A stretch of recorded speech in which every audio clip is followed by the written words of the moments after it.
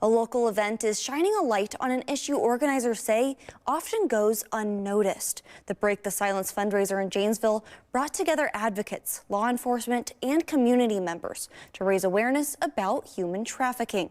WMTV's Shayna Najawan joins us live in the studio with why organizers say recognizing the signs starts with changing common misconceptions. Many people picture human trafficking as kidnappings or people being taken across borders. But advocates say the reality is far closer to home and often far different than most people realize.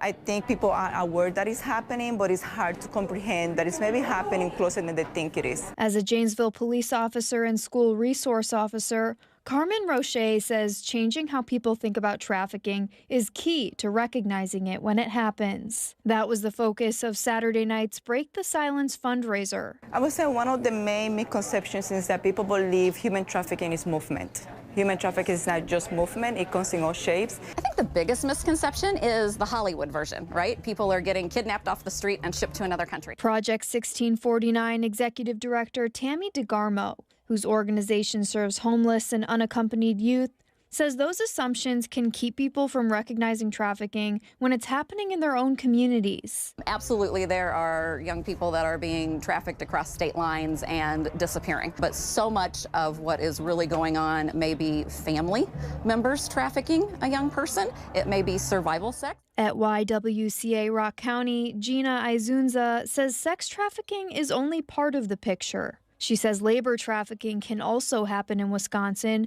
particularly in rural communities, where language barriers, isolation, and fear can make it harder for victims to seek help. There's labor trafficking, human trafficking, and it happens more than we know. It happens maybe to our neighbor, maybe to, the person, the owner of a store that has employees working there. We never know. The organizers hope understanding what trafficking can look like helps more people recognize it and reminds victims they don't have to face it alone. I want victims to know that we understand that they're not running to the suspects, they're offenders, they're running from something worse, and we're here to provide all the support that we can to them and to understand their needs.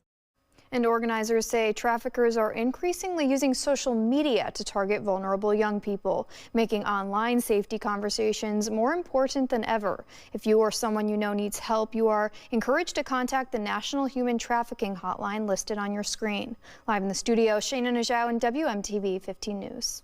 Shayna, thank you. Proceeds from tonight's fundraiser benefit Project 1649 and YWCA Rock County, helping fund programs that support vulnerable youth and survivors throughout the area.